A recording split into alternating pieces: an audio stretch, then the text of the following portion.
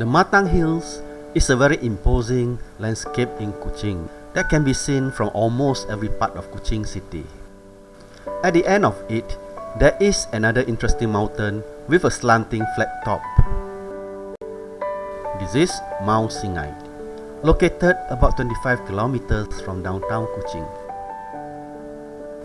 It is the ancestral home of the Singai, with dozens of Bidayu villages at its foothill. The early settlers came from Kalimantan in the early 1800s and started new settlements about a quarter way up Mount Singai for better protection from their enemies.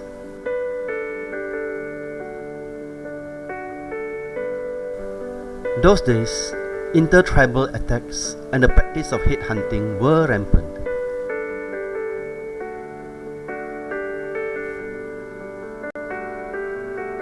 The Singai settled in 8 villages: Daun, Gian, Moti, Puot, Sajong, Saga, Somu, and Tuban.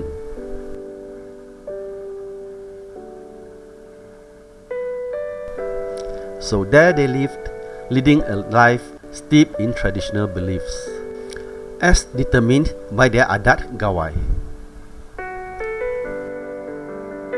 It was based on the worship of the spirit of their ancestors.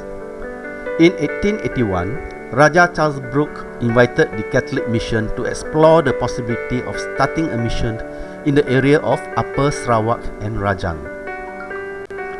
So Father Gisens, a Mill Hill father, started his work at Kampong Grogo.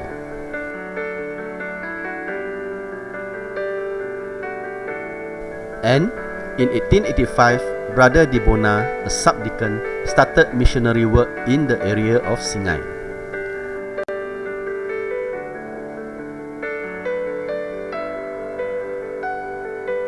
In the same year, Father Felix Westerwoudt, a young priest from Holland, took over from Dibona. He built the first chapel cum father's house just below Kampung Daun in the mountain and named it St. John Baptist.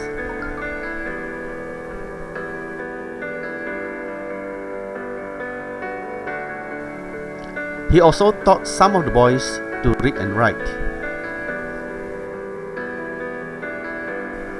Later, 3 sisters opened a convent opposite the chapel and started teaching the village girls basic hygiene and household work. For the next 13 years, Father Westerwoudt put his heart and soul into his work, ignoring his own health and needs.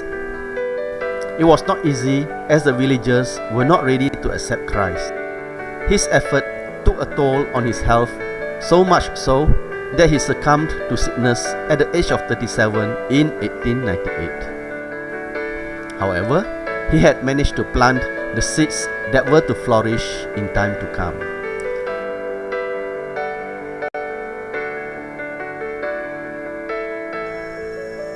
He had built a chapel, established a convent, and 7 families had become Christians.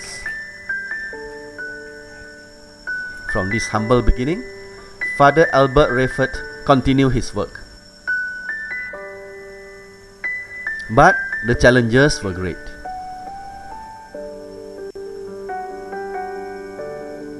The church came here in 1885.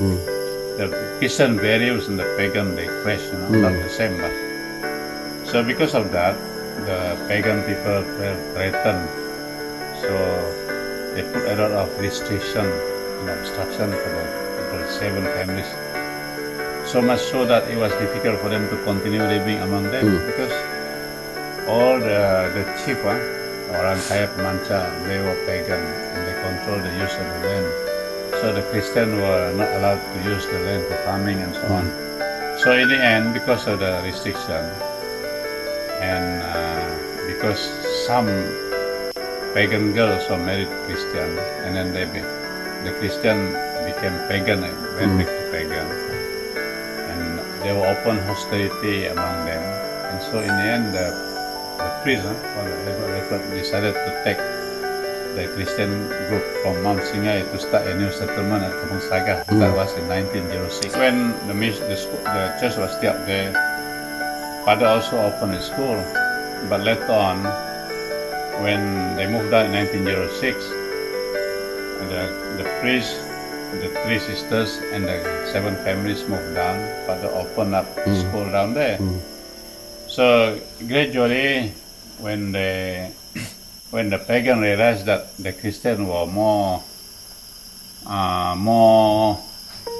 what should I say, more developed, More advanced. more advanced than them. The fact that the pagan, they have to observe the law of pantang. So the Christian, they only rest on Sunday.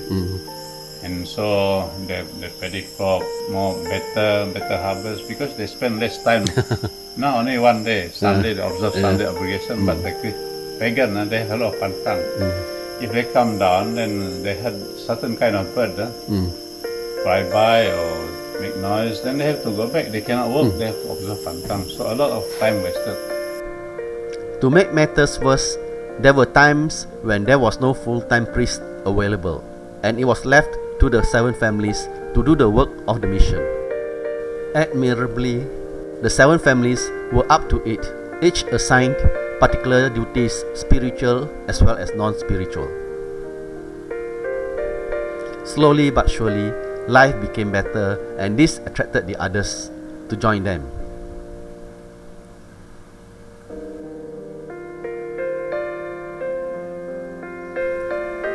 At the same time, as it was now peaceful, more and more villagers began to move to the lowlands to settle down.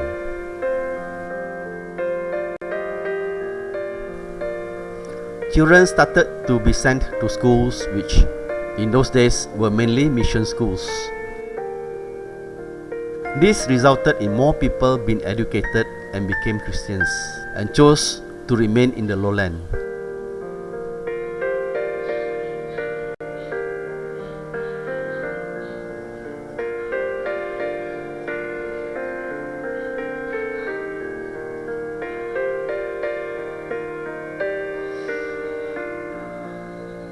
The last of the people to come down were probably in the 1960s.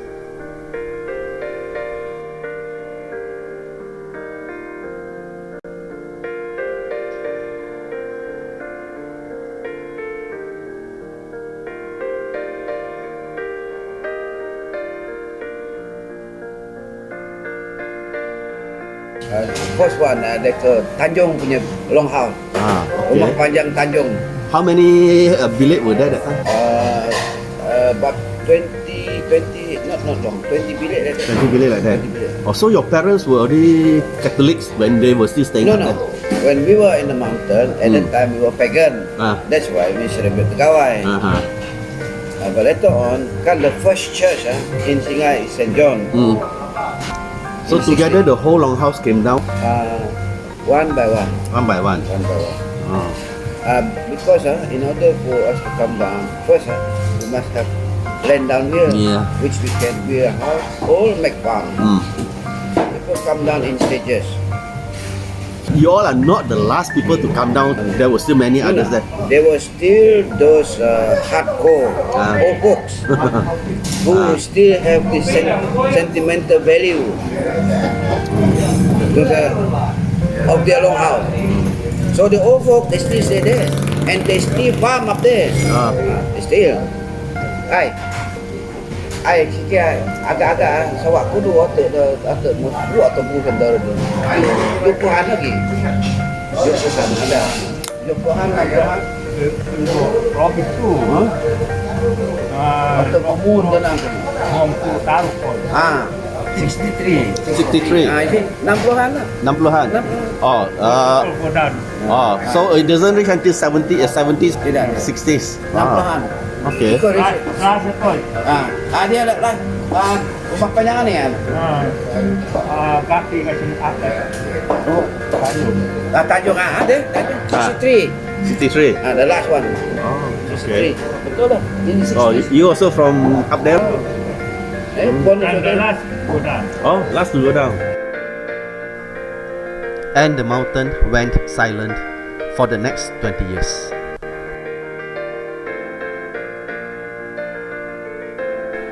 By then, the Singai have accepted Christ and expanded way beyond the 7 families.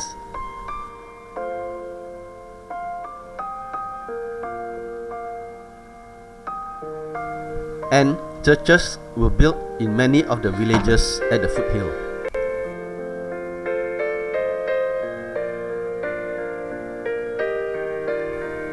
In 1981, the church celebrated the 100th anniversary of the mission in Sarawak.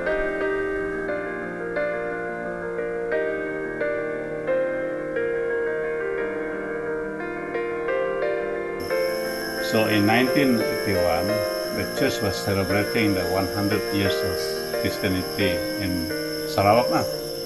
So at the priest meeting in Kuching, His Grace Archbishop Datuk Peter Chung asked all the parish to organize their program to celebrate the centenary. And there was this Father Sepp from Australia, Mary Hill priest, who served in Bau from 1981 to 1992. So he thought that it was a good idea because when he was in Bau, he had the mission land in Mount Singai from the old people, from the catechists and so on. So he was very interested to go and find out. So as part of the centenary celebration at the parish level, he brought a group of about 400 people to Mount Singai. And then in 1981, and then in 1983, Father Sepp formed a committee under the chairmanship of the late Penguru Philip Juin. And a committee was formed. And then they started to, with the money from Father Sepp, the donation from Father Sepp, the committee bought material, and then they put up a chapel, a shrine, one long house, kitchen, and quarters for priests.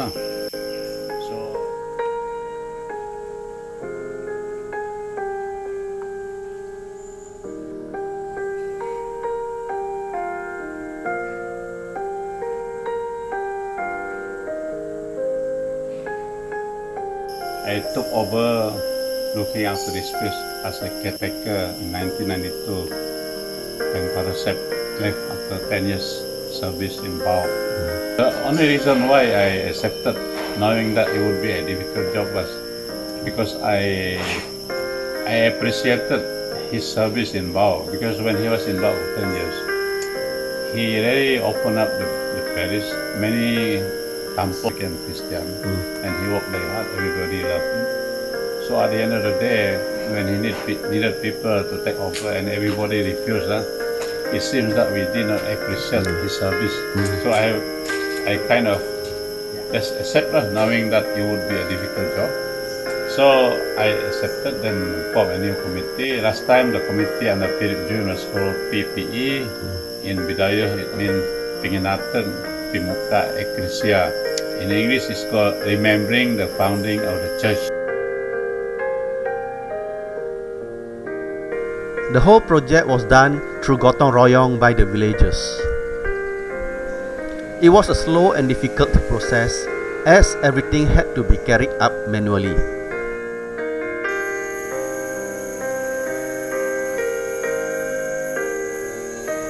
Visitors were also encouraged to help out by carrying smaller items like bricks.